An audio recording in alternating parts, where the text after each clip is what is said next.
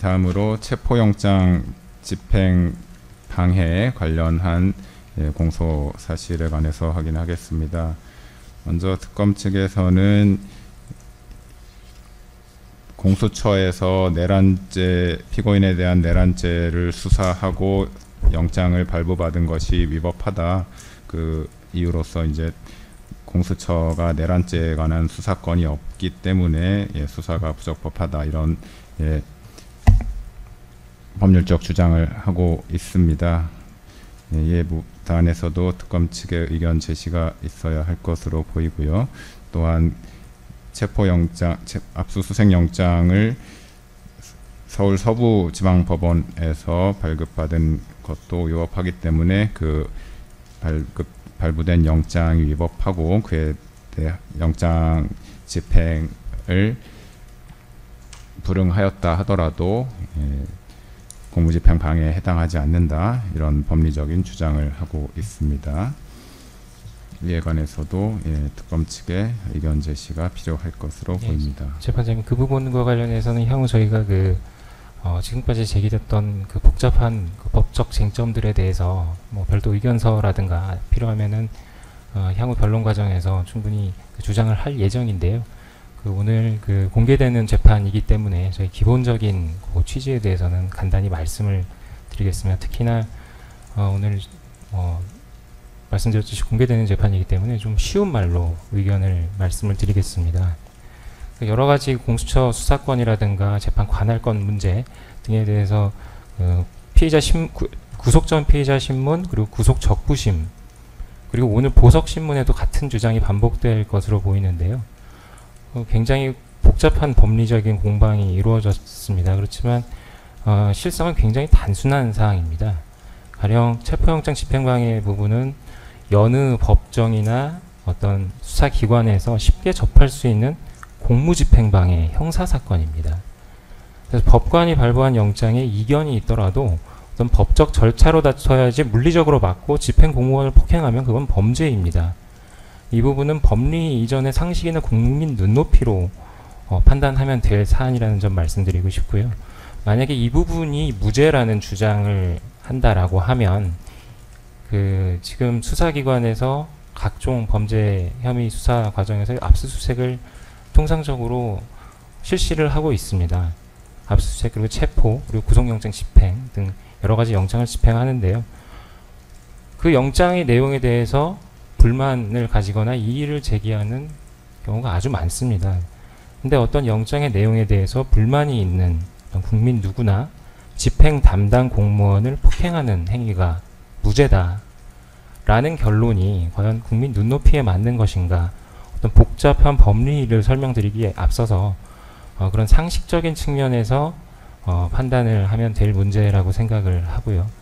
그리고 이 부분은 어떤 공수처의 수사권이라든가 영장의 유효성, 적법성을 따지기에 앞서 또 과연 국가기관인 경호처를 동원해서 할 수 있는 일인가, 어떤 경호 대상자의 생명, 신체에 대한 위해를 막기 위한 그런 조직, 국가기관입니다. 경호처는.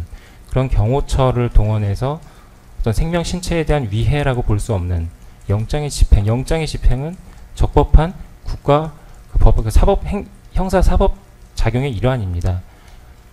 그런 법 집행을 막는 그런 행위를 경호의 범위라고 볼 수 있는가, 그리고 경호의 범위를 넘는 행위를 경호관들에게 시킨 것은 범죄가 아닌가라는 것이 저희 특검의 기본적인 시각이고요. 이 점에 대해서는 법원에서도 각종 영장 관련 재판이라든가 이 사건 구속 관련된 재판 과정에서 무려 8회에 거쳐서 변호인에 의해서 동일한 주장이 있었고요. 저 서부지방법원뿐만이 아니라 이 법원, 중앙지방법원에서도 3회에 걸쳐서 변호인의 그와 같은 주장에 대해서 받아들이지 않는 취지로 판단한 바가 있습니다. 그래서 개략적인 의견을 그렇게 말씀드렸고요. 그리고 이와 관련해서 말씀드린 김에 아까 변호인께서 말씀하신 내용 중에 좀 특검이 볼 때는 허위다라고 보이는 부분이 있어서 말씀을 드리면, 어떤 55 경비단장이었나요?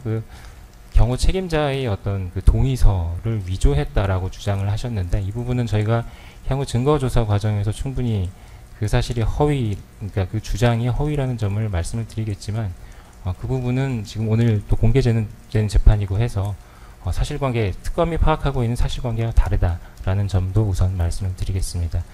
기타 상세한 법리적인 주장은 향후 의견서 등을 통해서 다시 말씀을 드리도록 하겠습니다. 이상입니다. 한 가지만 추가로 말씀드리겠습니다. 예. 그 부분에 대해서 2024년 12월 3일 비상계엄을 선포하고 그 후에 이루어진 피해자에 대한 공수처의 그 1, 2차 체포영장 집행 그리고 구속 등 일련의 수사 과정에 대한 적법 여부에 대한 판단이 25년 3월 7일 날 있었던 이 법원의 구속 취소 결정이라고 생각합니다. 그리고 그 법원의 판단은 그 일련의 과정이 적법하지 않았다는 것입니다. 그리고 그 과정을 처음부터 끝까지 지켜보고 왔던 우리 변호인들은 앞으로도 그에 대한 법원의 평가가 결코 바뀌지 않을 것이라고 확신합니다. 따라서 이 범죄 사실 역시 성립될 수 없다고 생각합니다. 재판장님 추가적으로 예. 말씀하셨으니까 저희도 동일한 시간으로 잠깐만 짧게 답변 좀 드리겠습니다. 일단 법원에서 발부된 영장이 있다면 별도의 적법적인 법원에 의한 또 법에서 정한 절차에 따라서 이의를 제기해야 하는 것이지 영장 집행 과정에서 그렇게 실질적으로 자력부재 형식으로 그렇게 해서는 안 된다라는 취지의 특검 측 주장에 대해서 잠깐만 말씀을 드리면요. 영장만 발부되면 저도 좀 이해하기 쉽게 공개된 재판이기 때문에 말씀드리겠습니다. 그 영장만 발부되면 어느 사람의 집이든 수색할 수 있다는 겁니다. 체포영장이 발부되면. 그러면은 만약에 저와 상관없는 체포영장에 기재되지도 않은 장소에서 갑자기 문을 부수고 쳐들어왔는데 어느 누가 거기서 방어를 안 하겠습니까? 그것도 용인을 해야 된다는 겁니까? 그렇게 말하는 검사님의 집에도 쳐들어와도 되겠습니까? 그러면은 법에는 절차가 있는 것이고 체포영장에 기재된 곳에서 체포를 하고 수색을 해야 됩니다.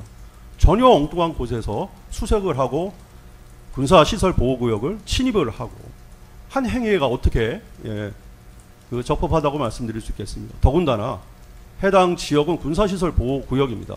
그러면은 체포영장이 발부됐다면 어느 부대든 군사보안지역이든 마음대로 들어갈 수 있다는 것이고 그 들어가는 수사기관을 막는 행위에 대해서는 모두 불법하다는 것이 특검의 논리인데 그건 말이 되지 않습니다. 이상입니다.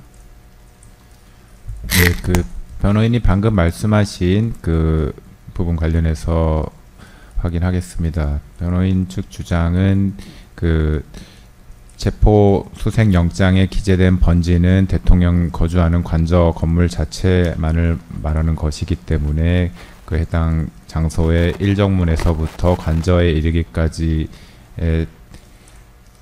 통로 부분에서 수색하거나 영장을 집행한 것은 적법하지 않다 이렇게 주장하고 있는 것이 맞으신 거죠? 예, 그 부분에 관한 특검 측 의견은 어떻습니까? 어떤 형사소송법상 군사 보호시설에 대한 어떤 그 제한이 있는 그런 수색 행위는 하지 않았다라는 것이 특검 입장이고요. 뭐 체포영장 집행 대상자의 발견을 위한 어떤 체포영장이 부수된 행위가 있었던 상황이기 때문에 변호인 주장에 동의하기 어렵다라는 입장이고요. 그 부분에 대해서도 법리적인 주장을 조금 더 상세하게 별도 의견서로 제출하도록 하겠습니다. 이제 참고로 좀 말씀드리면은 그 특검이 공수처가 제2차 체포 집행 영장 집행을 위해서 사전에 국방부와 경찰 등에 협조 공문을 보냈을 때는 대략적으로 지번이 10개로 표시되어 있었습니다. 그러니까 수색을 하고 체포를 하기 위한 모든 지번이 다 표시되어 있는 내용으로 협조를 보냈습니다. 그렇지만 정작 영장 발부는 달랑 이 대통령 관저가 있는 128-24번지만 받고 나머지 지번은 전혀 발부받지도 않은 상태에서 나머지 지번에서 수색을 개시한 것입니다. 그 특검의 그 증거 목록을 추후에 제가 말씀을 드리겠는데 증거 목록에 의하더라도 그런 내용들이 상세히 기재되어 있습니다.